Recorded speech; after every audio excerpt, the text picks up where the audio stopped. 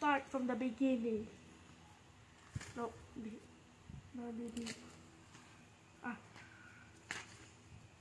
Ito. Let's use it in order.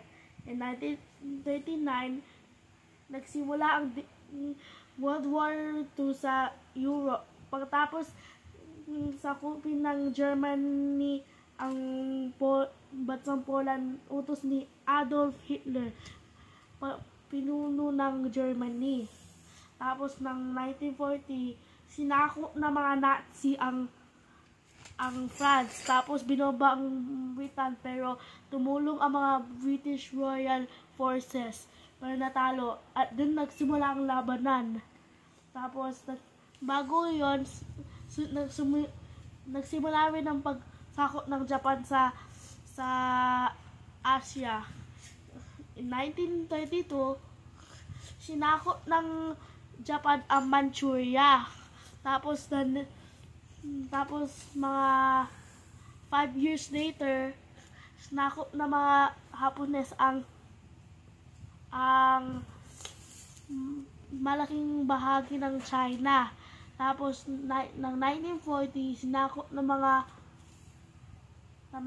Hapones ang North French Indochina, na nandun ang mga countries doon ay ang Myanmar, Laos, Cambodia, Thailand, at Vietnam. Tapos, let's move forward to 1 year later.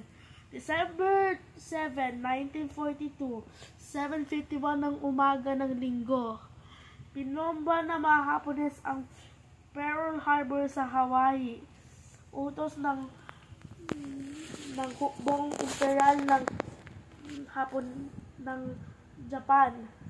Nagalit ang mga Amerikano dito kasi nandun ang mga barko nila, mga gamit nila para maging malakas sila, pero nasira. And here's the thing, dahil nagsimula ang labanan sa karagatan ng Pasipiko, dahil ang Pilipinas ay nasa ilalim ng United States noon, nasangkot ang mga Pilipino sa digmaan na ito.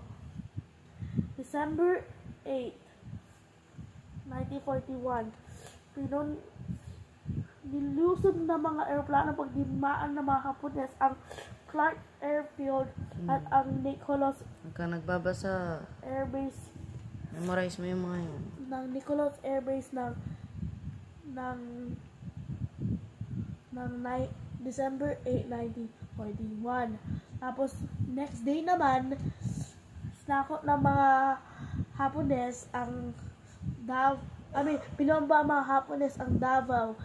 Gayon din sa Baguio, Tarlac, hindi ko alam yung pronounce to, pero nakalagay dito, Tuguegarao.